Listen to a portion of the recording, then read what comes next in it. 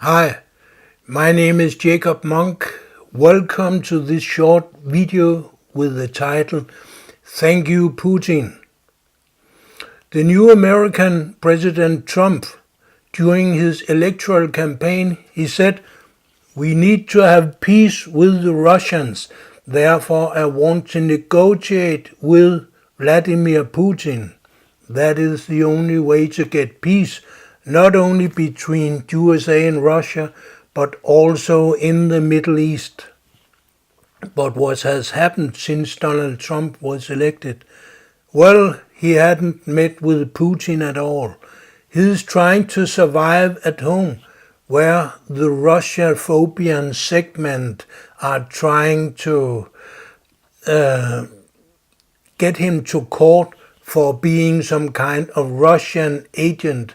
And they are claiming that the Russians, they were running the electoral campaign of Donald Trump, and actually it was the Russian who won the elections.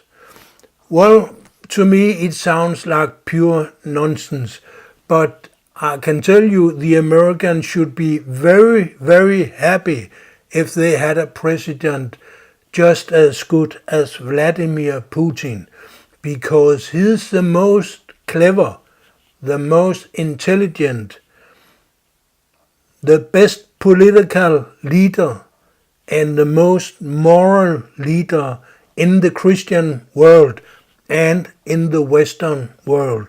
Well, excuse me, I think that Russia is a part of the Western world, and they should be a part of the Western world. If you don't agree, I'll just say Vladimir Putin is one of the best politicians that exist in the world today. And he is much clever, much more moral, much better than any president that USA has ever had, and any president in any of the so-called NATO countries. Why is Vladimir Putin such a good president? Well, this could be a long video if I should go into details, so I'll only mention 3 reasons. Let's start up with the terrorist. Putin is the only leader in the world that is consequent in his fight against terrorism. For example, in Caucasus, where there are a lot of terrorists, mostly Muslim fundamentalists. They have no political background. The population in Caucasus, the countries in Caucasus, they don't support these terrorists in any way. No. The political leadership in all these small republics, Chechnya and what they're called, all of them, the leaders, they are elected by general elections, and these terrorists, they don't have a chance to get elected because they only have support from one place, and that is outside Russia, outside Caucasus. It is Saudi Arabia, it is ISIS, maybe Turkey, and for sure CIA. Because CIA, they want to use these terrorists to undermine the political stability in Russia. And these terrorists, they put bombs in the trains, in theaters. A few years ago, they killed 300 school children with bombs in a public school. They kill people in buses, they kill people everywhere. They don't attack soldiers, of course not. They only attack civilians. It is pure terrorism, and they only have support from one place, and that is outside Russia. These people and their leaders, they are traveling around in the Western world. They have been in Denmark too. They should have been arrested, but they were not arrested. They were allowed to have press conference, although they are nothing but criminal terrorists. But what does Putin do against these terrorists? Well, he does the one and only thing that is relevant. He tells his special forces, and they have real good special forces in Russia, I can tell you that. He tells them to track down the terrorists and kill them. And that is exactly what happens. They are tracked down and killed. So therefore these terrorists, they can only survive when they are outside Russia, outside Caucasus. Therefore they live in London, in USA, and maybe even in Denmark, where I'm living myself. These people, they should be in jail, they should have death sentence, they should be killed right away, because this is the only way to deal with terrorists that murder normal civilian people. Thank you, Putin, for doing that in a very effective way. Point number 2. In Syria, Putin he is with his troops protecting the legal government of Syria, President Assad, or the president that will come after Assad. In Syria, they've had democracy for many years. President Assad is elected in a democratic vote. So he's the legal president of Syria. Syria is a member of United Nations. All the terrorists fighting against Assad and his troops, they are illegal intruders in Syria. They are not coming from Syria.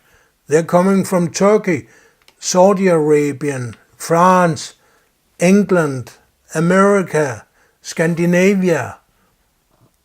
They are intruders, and they are supported by American weapons and American military instructors. So this is a declaration of war against Syria. But Syria is a small and poor country, so unfortunately the legal army and the legal government in Syria, they don't have the power, they don't have the money to get these terrorist forces out of Syria.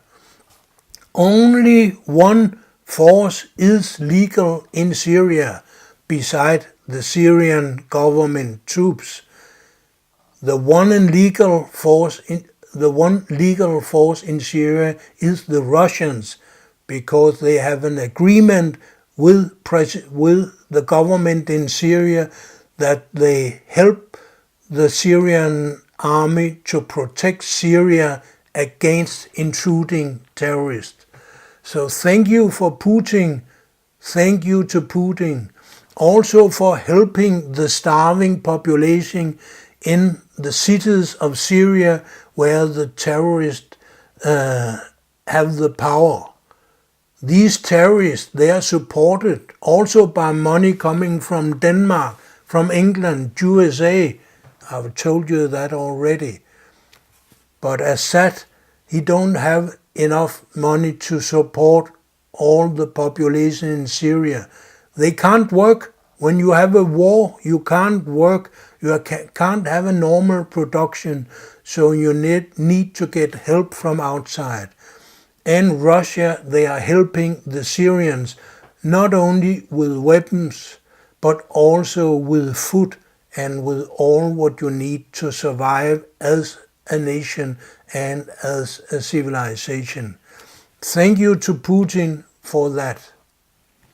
Third, I want to thank you for Putin for his extreme patience. Donald Trump and Obama, they have built military bases all around Russia. They have illegal intruders supporting illegal intruders in Syria. We know Turkey, they shot down a Russian airplane. We know several Russian airplanes has been bombed, probably by terrorists, but we don't know.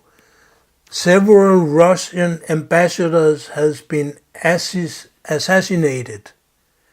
Well, Russia is actually threatened, real threatened by USA, who wants to start a war or to pretend to start a war, probably because they hope to dissolve Russia, to make Russia go the same way as Libya did, and as they hope that Syria will do. Because, Libya, it was illegally attacked by USA and NATO countries, and today Libya is only in ruin. The nation is not existing anymore. And the same happened to Iraq. There is an ongoing war in Iraq. The same happened to Afghanistan. There is an ongoing war in Afghanistan.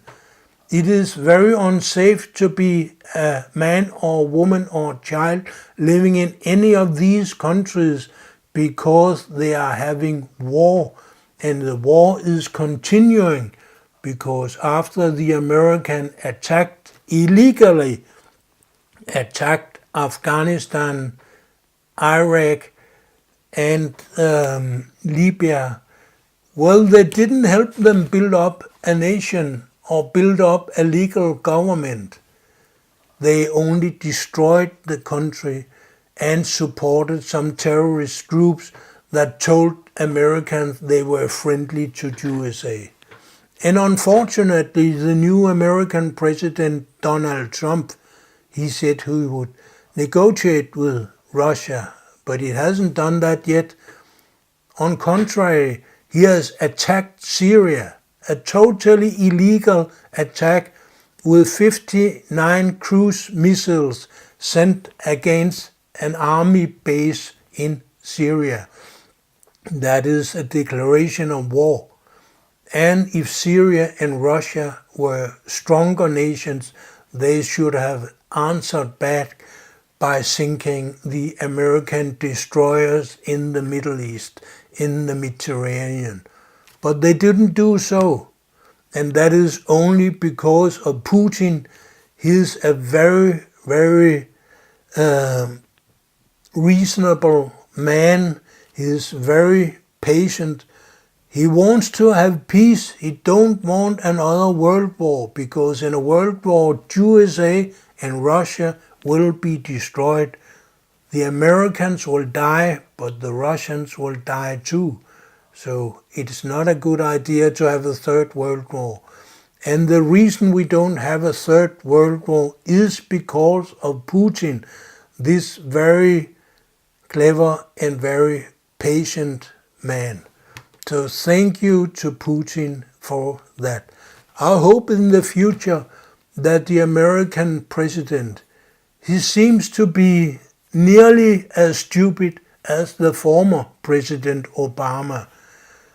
But as a matter of fact, he's probably not the man taking the decisions in USA today. These decisions are taken by some Congress members of extreme right like John McCain, by CIA, and by some illegal American forces supporting the terrorists in Syria. That is exactly what is happening. Terrorist number one in this world is called USA. So if you're working as a soldier for the armies of USA, that is the army of NATO, then you are a supporter of terrorism. This was all. Thank you for Putin for keeping the peace in this world. I hope you will have success in the future to get a working relationship with the American president, no matter what the name of this president is. But I really don't know. I admire you as one of the best, one of the most moral politicians we have in the world today. Thank you, Putin.